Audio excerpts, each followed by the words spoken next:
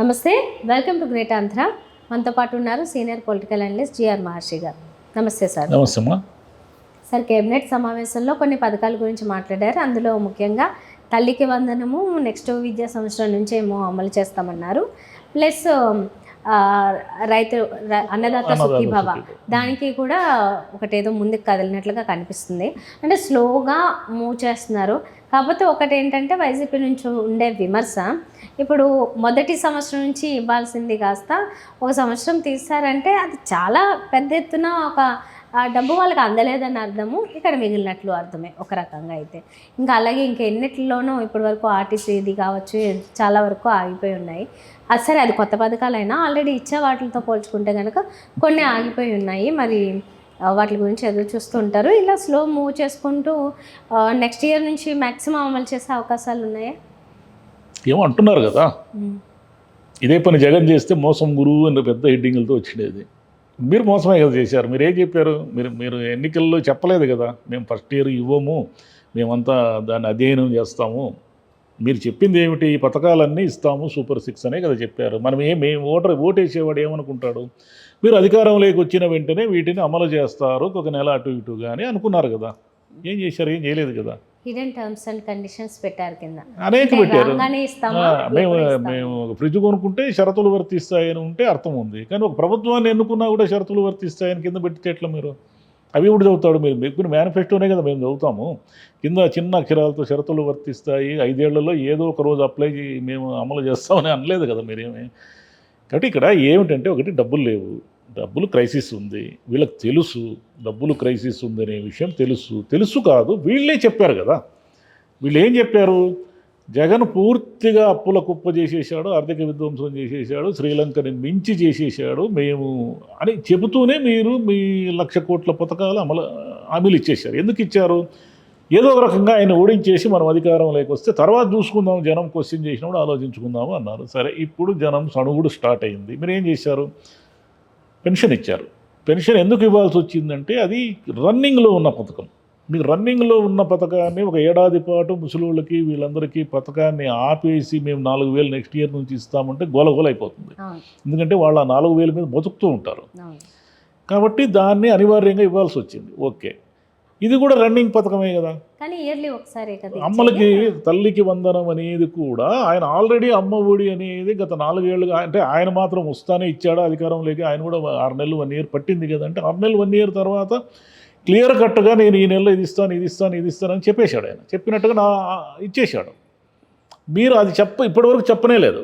ఇప్పటివరకు ఏం చెప్పారు? అన్నా క్యాంటీన్లు స్టార్ట్ చేస్తామన్నారు, చేశారు. అదేం పెద్ద బడ్జెట్స్కి సంబంధించిన విషయం కాదు. దానికి కూడా ఏదో స్థానికంగా కొంత డబ్బులు ఉన్న వాళ్ళతో మేము నిధులు వసూలు చేస్తామన్నారు. మంచిదే, మీరు ఎలాగైనా చేయండి. ఆ పథకాన్ని అన్నం పెడితే 5 రూపాయలకి ఎవరికైనా మంచిదే. ఈ 6 నెలల్లో మీరు, అంటే నెక్స్ట్ మార్చి నాటికి మీరు 1,30,000 కోట్ల రూపాయలు అప్పు తేవడానికి ఒక ప్రణాళిక వేసుకున్నారు. ఇప్పటికి సుమారుగా 1,00,000 కోట్లు అప్పు చేశారనేది మీ మీద ఉన్న విమర్శ. 1,00,000 కోట్ల కాస్త ఒక అటు ఇటుగాను మొత్తం మీద చేసేశారు. ఇన్ని కోట్లు అప్పులు తెచ్చి మీరు ఈ 6 నెలల్లో అమలు చేసిన పథకం ఏమిటంటే ఒక్క పెన్షన్ పథకమే కదా. అన్నా క్యాంటీన్ అనేది అంత పెద్ద బడ్జెట్కి సంబంధించిన వ్యవహారం కాదు కాబట్టి అది లెక్కలేకి తీసుకోకూడదు. ఒక సిలిండర్ ఇచ్చారు. అమ్మకు వందనం అనేది మేము అధ్యయనం చేస్తున్నామని మేము నెక్స్ట్ జూన్కి ఇస్తున్నామని ప్రకటించారు. అంటే ఇప్పటికి పోయే ప్రతి పిల్లవాడికి 15,000 ఇస్తామన్నారు.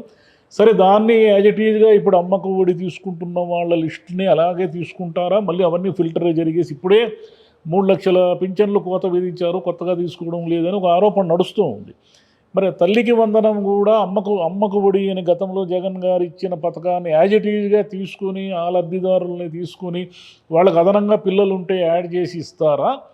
లేదా మళ్ళీ మొత్తం ప్రక్షాళన చేసి ఉన్న వాళ్ళందరినీ తగ్గించేసి ఇవ్వాలి కాబట్టి ఇస్తున్నామని ఇస్తారా అనేది మనకు జూన్ నెలకు కానీ అర్థం కాదు. ఇక మిగిలింది రైతులకు అన్నదాత సుఖీభవ. గతంలో ఆయన ఇచ్చినప్పుడు ఏం చెప్పారు మీరు? ఆయన జోబులో నుంచి ఇస్తున్నాడా? ప్రధానమంత్రి కిసాన్ యోజన నుంచి ఇచ్చిన డబ్బునే కదా మళ్ళీ ఈయన యాడ్ చేసి ఇస్తున్నాడు అన్నారు. మీరు కూడా అదే కదా చేశారు. మీరు కూడా 10,000 వాళ్ళు ఇస్తే మీరు 10,000 యాడ్ చేసి ఇస్తామంటున్నారు. 20,000 రూపాయలు. ఆ 20,000 రూపాయలు కూడా ఎప్పుడు ఇస్తారంటే వాళ్ళు 3 విడతలుగా ఇస్తారు కాబట్టి వాళ్ళు ఇచ్చినప్పుడు వీళ్ళు ఇస్తారు. అంటే ఒక 3 విడతలుగా వాళ్ళు ఈసారి ఈ విడత 3,000 ఇచ్చారనుకోండి, వీళ్ళు ఒక 3,000 ఇస్తారు. మొత్తం మీద 20,000 రూపాయలు సంవత్సర కాలానికి ఇవ్వాలనేది 1 ఇయర్ అయిపోయా. 1 ఇయర్ అయిపోయింది కాబట్టి ఇంకా రైతులకు కూడా అందనట్టే. ఇంకో విషయం ఏమిటంటే, ఇంకో కీలకమైన విషయము, మహిళలకు బస్సు ప్రయాణం అనేది చాలా సులభంగా స్కిప్ చేశారు. మీరు గమనించారో లేదు, ఈ రోజున వచ్చిన వార్తల్లో అది ప్రస్తావిస్తే ఇప్పుడు వద్దులే దాని గురించి ఎందుకు, ముందు ఈ విషయాలు మాట్లాడుకుందాము అని అనేశారు. అంటే మహిళలకు బస్సు అనేది నాకు తెలిసి నెక్స్ట్ ఇయర్కి కూడా అమలు అయ్యే అవకాశం లేదు. నెక్స్ట్ ఇయర్ ఎండింగ్లో ఏమైనా అమలైతే ఓకే. అంటే ఇప్పుడు ఏం చేస్తారంటే దాన్ని చర్చ పెడతారు.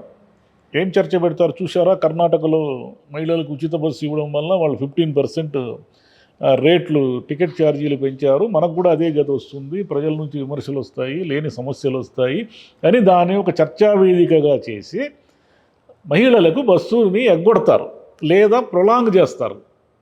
అంటే ఇంకొక 2 ఏళ్ళు ఇస్తాము ఇప్పుడు కాదు అన్నట్టుగా ప్రొలాంగ్ చేస్తారు. చూసారా, కర్ణాటకలో ధ్వంసమైపోయింది ఆర్టీసీ, తెలంగాణలో ధ్వంసమైపోయింది. నష్టాలు రాకుండా ఎలా ఉంటాయి? మీరు ఉచిత బస్సు ప్రయాణం అని పెట్టిన తర్వాత దాన్ని ప్రభుత్వం మోయాలి, కానీ మాకు ఆర్టీసీకి నష్టం వస్తుందంటే ఎట్లా? ఆర్టీసీకి మరి ఆ మేరకు మీరు ఇవ్వాలి కదా, మీరు ఇస్తేనే కదా పథకాన్ని ప్రకటించినట్టు అవుతుంది. ఆ విషయం తెలిసే కదా అది ఎలా? ఇప్పుడు 10 రూపాయలు మీరు ఉచితంగా ప్రయాణం చేయమని ఇచ్చినప్పుడు ఆ 10 రూపాయలు ఆ సంస్థకి ఇస్తేనే కదా ఆ సంస్థ సర్వైవ్ అవుతుంది. పోనీ ఉచిత బస్సు ప్రయాణమే లేదనుకున్నాం, ఏ ఛార్జీలు పెంచకుండానే ఆర్టీసీలు నడుస్తున్నాయి ఇంతకాలము, డీజిల్ రేట్లు ఇవన్నీ పెరిగినప్పుడు ఏదో ఒక రూపంలో టికెట్ రేట్లు పెరుగుతున్నాయి కదా. కాబట్టి మహిళల బస్సు ప్రయాణము అనేది డౌట్. అది ఇంకో సంవత్సరం పైన పట్టచ్చు, నెక్స్ట్ 26కు కూడా అమలు అవుతుందో లేదో తెలియదు. ఇంకోటి, ఇంకో పథకం ఉంది కదా మహిళలకు నెల 1,500 ఇవ్వాలి, అది ఎప్పుడు అనేది ఇంకా క్లారిటీ లేదు. అంటే నెక్స్ట్ ఇయర్ అమ్మకు వందనం వచ్చిన తర్వాత, రైతులకు అన్నదాత సుఖీభావ వచ్చిన తర్వాత, ఆ తర్వాత ఏమైనా ఇంప్లిమెంట్ చేస్తారేమో తెలియదు. ఇంకోటి, మహిళలకు తర్వాత నిరుద్యోగ భృతి ఒకటి ఉంది. నిరుద్యోగ భృతిని కూడా ముసలి వాళ్ళ పెన్షన్తో సమానంగా సీరియస్గా తీసుకొని అమలు చేసి ఉంటే ఈ ఇయరే అమలు అయి ఉండాలి. ఎందుకంటే నిరుద్యోగులకి డబ్బులు అవసరం కదా. మీరేమో ఏ ఎగ్జామ్ రాసినా కూడా వేల ఫీజులు వసూలు చేస్తారు, వాళ్ళు ఎక్కడి నుంచి చేస్తారు డబ్బులు? నిరుద్యోగుల్ని ఎలా క్యాలిక్యులేట్ చేస్తారు అనేది మళ్ళీ అదొక లెక్క. మీరు ఎలా వర్గీకరిస్తారు వీడి నిరుద్యోగి కాదనేది. డిఎస్సి అనివార్యంగా వేయాల్సిందే. ఎందుకు వేయాలి అంటే జూన్ నాటికి విపరీతంగా రిటైర్మెంట్లు ఉన్నాయి. అంటే టీచర్ల ఖాళీలు వేలల్లో ఉన్నాయి. ఈ వేలల్లో ఉన్న ఖాళీలను భర్తీ చేయకపోతే స్కూళ్ళకి ఇబ్బంది. కాబట్టి ఎట్టి పరిస్థితుల్లోనైనా వీళ్ళు హామీ ఇచ్చినా ఇవ్వకపోయినా నెక్స్ట్ ఇయర్ డిఎస్సి వేయాల్సిందే. మరి అది మెగా డిఎస్సి వేస్తారా? ఆల్రెడీ ఏదో ప్రకటించారు ఖాళీలు ఉన్నాయని, మరి అవన్నీ అలాగే ఉంటాయా, మారుతాయా అనేది మనకు తెలియదు. ఈ మొత్తంగా ఏమిటి ఈ ప్రాబ్లం ఏమిటి అంటే, చంద్రబాబు నాయుడు గారు అన్నీ తెలిసి దిగారు దీంట్లోకి. ఎందుకు దిగారు అంటే, జగన్ని ఓడించడము అనే దాని ఆధారంగా ఆయన ఓడించేస్తే ముందు తర్వాత చూసుకుందాము అనేది వీళ్ళ ఎజెండా. ఆ ఎజెండాలో ఏం జరిగిందంటే, వీళ్ళ దగ్గర డబ్బులు లేవంటే ఆయన అప్పులు చేశాడంటారు. ఆయనేమి మీరు ఇచ్చిన అప్పులకి మరిన్ని అప్పులు చేశాడే తప్ప, మీరు ఫుల్ బడ్జెట్ ఇచ్చిపోతే, ఖజానా నిండుగా ఇచ్చిపోతే ఆయన ఏం అప్పులు చేయలేదు. మీరు ఏమీ లేకుండానే 1,00,000 కోట్ల అప్పులు చేశారు. ఈ 6 నెలల్లో మీరు ఏం పథకాలకు డబ్బులు ఇచ్చారు, ఏం ప్రాజెక్టులకు డబ్బులు ఇచ్చారు, దేనికోసం ఖర్చు పెట్టారంటే ఏం లేదు, మేము జీతభత్యాలు ఇవ్వడానికి సతమతం అయిపోతున్నాము అంటారు. మరి ఆయన కూడా ఇచ్చాడు కదా జీతభత్యాలు, ఆయన జీతభత్యాలు ఇచ్చాడు, ఆయన పథకాలు ఇచ్చాడు. ఆయన హయాంలో జీఎస్టీ పెరిగింది. మీరు ఎక్కడ పెరిగింది? డిసెంబర్లో -6% ఉంది జీఎస్టీ. ఎందుకు జీఎస్టీ తగ్గిపోయింది? ఆంధ్రప్రదేశ్ సంపద సృష్టించే రాష్ట్రము, ఒక సీనియర్ నాయకుడు, 4వసారి ముఖ్యమంత్రి అయినటువంటి చంద్రబాబు నాయుడు గారు ముఖ్యమంత్రిగా రాష్ట్రానికి హెడ్గా ఉన్నప్పుడు జీఎస్టీ పెరగడం మానేసి కనీసం ఉన్న జీఎస్టీ కూడా లేకుండా -6% ఎందుకు వచ్చింది అంటే, జనంతో డబ్బులు లేవు. జనానికి మీరు డబ్బు పంపు చేయడం లేదు. జనంతో ఎప్పుడైతే డబ్బులు లేకపోతే అప్పుడు కొనుగోలు శక్తి తగ్గిపోయి వ్యాపారాలు మందగిస్తాయి. వ్యాపారాలు మందగిస్తే ఆటోమేటిక్గా జీఎస్టీ తగ్గుతుంది. అంతే కదా, అది రూల్ కదా. అది మీరు డబ్బులు ఖర్చు పెడితేనే మీకు పన్నులు వస్తాయి. జనాలతో డబ్బులు లేకపోతే ఇంకెక్కడి నుంచి వస్తాయి పన్నులు? కాబట్టి 2 ఏళ్ళు కరోనా వచ్చినా కూడా జీఎస్టీ వసూళ్లు తగ్గకుండా ఆయన ఎలా చూసుకున్నాడు అనేది పాయింట్. మీరు ఏమిటి ఇప్పుడు జగన్ని ఏమి పొగడ్డానికి వీల్లేదు. జగన్ని పొగడ్డానికి వీల్లేదంటే అన్నింటినీ నెపం జగన్ మీద వేసేసి ఇప్పుడున్న ఎందుకు ఈ అస్తవ్యస్తంగా ఉంది, ఎందుకు మీరు పథకాలు ఇవ్వలేకపోతున్నారు, ఎందుకు అప్పులు చేస్తున్నారంటే, లేదయా ఆయన పోయినసారి 1,00,000 కోట్లు పెండింగ్ బిల్లులు పెట్టిపోయినాడు, మిమ్మల్ని ఏం చేయమంటావు అంటారు. పెండింగ్ బిల్లులు అనేది కొత్త కాదు కదా, మీరు పెట్టుకోలేదా? మీరు గవర్నమెంట్ నుంచి దిగిపోయేటప్పుడు కోడిగుడ్లు మధ్యాహ్న భోజనం బిల్లులు కూడా పెండింగ్ పెట్టిపోయారు కదా. పెండింగ్ బిల్లులు అనేటివి క్యారీ ఫార్వర్డ్ అవుతాయి. ఏ ప్రభుత్వం దిగిపోయేటప్పుడైనా అప్పటి వరకు ఉన్న పెండింగ్ బిల్లులు ఆ తర్వాత ప్రభుత్వం చెల్లించాల్సి వస్తుంది. కాబట్టి అది ఏ సాకులు జగన్ మీద ఏ సాకులు చెప్పినా ఇక జరగదు. రెవెన్యూ అంతా ఆయన రీసర్వే చేసేసి అస్తవ్యస్తం చేసేసాడు. ఎక్కడ చూసినా సమస్యలు అన్నారు కదా. ఈరోజు చంద్రబాబు నాయుడు గారు అన్నారు కదా, 35% కదా ఆయన రీసర్వే చేసింది, మిగిలిన 65%లో ఎందుకు సమస్యలు ఉన్నాయి, మీరు ఎందుకు పనిచేయడం లేదు రెవెన్యూ వాళ్ళని ఆయన ఈరోజు ఉంది కదా మీటింగ్లో ఒక అంశం కదా అది. మరి 65% ఆయన జగన్ వేలు పెట్టలేదు కదా. ఆయన వేలు పెట్టినటువంటి 65% భూముల్లో కూడా మీకెందుకు సమస్యలు, ఇప్పటికీ రెవెన్యూ సమస్యలు పరిష్కారం కాలేదు. ఇప్పటికీ కూడా మీ ఎక్కడ లోపాలు జరిగినా ఎక్కడ తప్పులు జరిగినా జగన్ మీద మీరు ఇంకా ఆరోపణలు చేస్తున్నారంటే, మొన్న ఏదో విశాఖ జైలుకు సంబంధించి ఏదో ఇస్తే అంతా వైసీపీకి వైకాపా అనుకూలురైన అధికారులు ఉన్నారని ఏదో వార్త రాశారు. 6 నెలలైంది మీరు అధికారం లేకొచ్చి. వైకాపా అనుకూలైన అధికారులతో ఇంకా ఎందుకు నడిపిస్తున్నారు అడ్మినిస్ట్రేషను? అది చెప్పరు. ఇంకొక వార్త ఏమిటి, ఒక కడపలో షిర్దీ సాయి ఎలక్ట్రికల్స్ అనే దానికి జగన్ మొత్తం టెండర్లు ఇచ్చేసి దోచిపెట్టేశాడు, ఆయన బంధువు ఆయన అనుకూలురు అని చెప్పారు అని బోవని వార్తలు వచ్చేటివి. షిర్దీకే మొత్తం అంత షిర్దీ సాయికే మొత్తం జగన్ డబ్బులన్నీ అని. మొన్న మీరు ట్రాన్స్ఫార్మర్లు ఆర్డర్ ఇచ్చారు కదా షిర్దీ సాయి ఎలక్ట్రికల్స్కి. అంటే అప్పుడు జగన్ చేసింది కరెక్టా, ఇప్పుడు మీరు చేస్తున్నది తప్ప?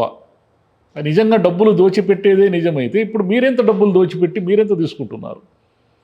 కాబట్టి ఆరోపణ చేయడం చాలా సులభం, దాన్ని నిరూపించడం దాన్ని తట్టుకోవడం కష్టం. క్యాబినెట్ మీటింగ్ అంతా మనం గమనిస్తే ఏం జరుగుతుందంటే, సూపర్ 6 అనేటివి నెక్స్ట్ ఇయర్ జూన్కి అమ్మక వందనము, రైతు అన్నదాత సుఖీభవ అమలు జరగచ్చు. మిగిలినవన్నీ కూడా స్టెప్ బై స్టెప్ అంటే ఇంకా 2-3 ఏళ్ళ టైం తీసుకున్నా మనం ఏం ఆశ్చర్యపోక్కర్లేదు. లేదా ఎలక్షన్ ఇయర్ నిరుద్యోగ భృతి మేము ఇచ్చేసినాం నిరుద్యోగ భృతి మీ ఇష్టము. మళ్ళీ ఈయనేమంటాడు, ఇప్పుడు వాళ్ళ పార్టీకి సంబంధించిన ప్రభాకర్ రెడ్డి గారే జగనే మేలు అంటున్నాడు. వీళ్ళేమంటారు, పారిశ్రామికవేత్తలంతా వణికి సస్తున్నారు, మళ్ళీ జగన్ ఆడొస్తాడు అంటున్నారు. అంటే ఆయన కరెక్టా, ఈయన కరెక్టా?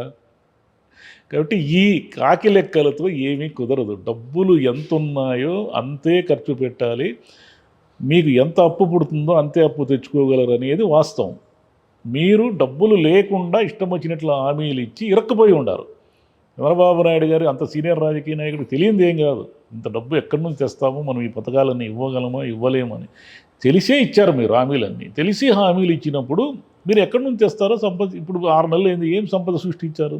ఆ కంపెనీ వచ్చింది, ఈ కంపెనీ వచ్చింది, ఈ పెట్టుబడులు వచ్చినాయి అంటున్నారు. కానీ ఈ 6 నెలల్లో మనం -6% జీఎస్టీ లేకెళ్ళాము, 1,00,000 కోట్లు అప్పు చేశాము, కొత్తగా ఇచ్చిన పథకాలు ఏమీ లేవు, జనం దగ్గర డబ్బులు లేవు. ఏమున్నాయి డబ్బులు జనం దగ్గర, ఎక్కడి నుంచి వస్తాయి డబ్బులు? పోనీ 6 నెలల్లో మేము ఈ ప్రాజెక్ట్, ఇంకా దీనికి తోడు మళ్ళీ ఏదో నదుల అనుసంధానం అంటున్నారు, ఒకవైపు పోలవరం ఉంది, ఒకవైపు అమరావతి ఉంది, వీటన్నిటికీ ఎక్కడి నుంచి వస్తాయి డబ్బులు? ఏదైనా మీరు మళ్ళీ రిజర్వ్ బ్యాంక్ దగ్గర రెగ్యులర్గా అప్పు కోసం పోతున్నారు. ఆయన అనేవాళ్ళు జగన్ హయాంలో బుగ్గన వెళితే ఆయన సగం రోజులు ఢిల్లీలోనే ఉంటాడు, ఆడ అప్పు భిక్షాపాత్ర పట్టుకుని ప్రతి మంగళవారం ఆయన అప్పు చేయడమే కదా రిజర్వ్ బ్యాంక్ దగ్గర, అతనికి వేరే పని ఏముంది అనేవాళ్ళు. మీరు మాత్రం ఏం చేస్తున్నారు? మీరు అప్పులు ఏదో చేస్తున్నారు, మీరు రెగ్యులర్గా తెచ్చుకుంటున్నారు కదా అప్పులు. అంటే మీరు అప్పులు ఎవరు రాయరు కాబట్టి తెలియదు అనుకుంటే ఎట్లా? అన్ని లెక్కలు ఉంటాయి కదా, ప్రతిదానికి డాక్యుమెంటేషన్ ఉంటుంది. ఈ గవర్నమెంట్ అనేది అదేమి ఊరికే చిత్తుకాయితం మీద రాసుకోదు కదా. ప్రతిదానికి ఒక బడ్జెట్ మీరు ప్రవేశపెట్టారు. అంత మునుపు ఏమన్నారు, 14 లక్షల కోట్లు జగన్ అప్పు చేశాడు అన్నారు. మీ బడ్జెట్లోనే ఏం చెప్పారు? ఏడుంది 14 లక్షల కోట్లు? చెప్పలేదు కదా. మీ బడ్జెట్లో ప్రతిపాదించిన దాని ప్రకారం గత ప్రభుత్వం ఇచ్చిన అప్పులు ఎన్నో చెప్పారు కదా మీరు. మరి ఎలా కుదురుతాయి? కాకి లెక్కలతో వైసీపీ మీద జగన్ మీద ఆరోపిస్తూ ఈ ఆర్థిక పరిస్థితిని చక్కదిద్ది ఆర్థిక ఆరోపణలు చేయడం వల్ల ఇక ఏ ప్రయోజనం లేదు చంద్రబాబు నాయుడు గారికి. ఏం చేస్తారు అనేదే జనం చూస్తున్నారు. ఇంకా మరి ఏం చేస్తారు, ఎక్కడి నుంచి చేస్తారు డబ్బు? లేదా పథకాలన్నీ ఎగ్గొడతారా, ఫిల్టర్ చేస్తారా, లబ్ధిదారులన్నీ తగ్గిస్తారా, ఏం చేస్తారు? ఏదో ఒకటి చెయ్యాలి.